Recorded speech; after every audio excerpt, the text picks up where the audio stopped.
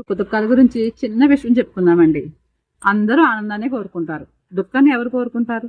ఎవ్వరు కోరుకోరు. కానీ మన జీవితం ఆనందానికే పరిమితమా? కాదు కదండి.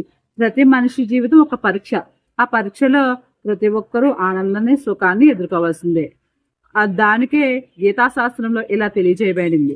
2వ అధ్యాయం 14వ శ్లోకంలో శీతోష్ణ సుఖ దుఃఖదహ అంటే మన జీవితంలో జరిగే కష్టాలు సుఖాలు కూడా సమపాలనలో తీసుకోవాలి. అట్టు తీసుకున్నవాడే యోగితో సమానం. అంటే దుఃఖాలను తీసుకోమని కాదండి, దుఃఖం వచ్చినా సుఖం వచ్చినా చిరునవ్వుతో ఎదుర్కోమని. ప్రతి ఒక్కరూ కూడా ఏమనుకుంటారు, కష్టం వచ్చిందని భయపడి బాధపడిపోయి సుఖం వచ్చినప్పుడు ఆనందంగా పడతారు. అలా కాదండి. ఇలాంటి మనోధైర్యాన్ని మనం తీసుకోవాలంటే మనకి కొన్ని గ్రంథాలు ఉన్నాయండి. గీత, బైబిల్, ఖురాన్. ఇవి చదివిన వారు, ఆచరించిన వారు ఏదొచ్చినా సరే తట్టుకోగల మనోధైర్యాన్ని వస్తాయన్నమాట.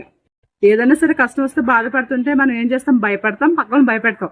కానీ ఈ గీతాశాస్త్రం ఫాలో అయిన వాళ్ళు మనం మనశ్శాంతిగా ఉంటాం, మన పక్క వాళ్ళని మనశ్శాంతిగా ఉంచుతాం. కాబట్టి ప్రతి ఒక్కరికి కూడా మనం శాస్త్రాల గురించి వివరిద్దాం. జై హింద్.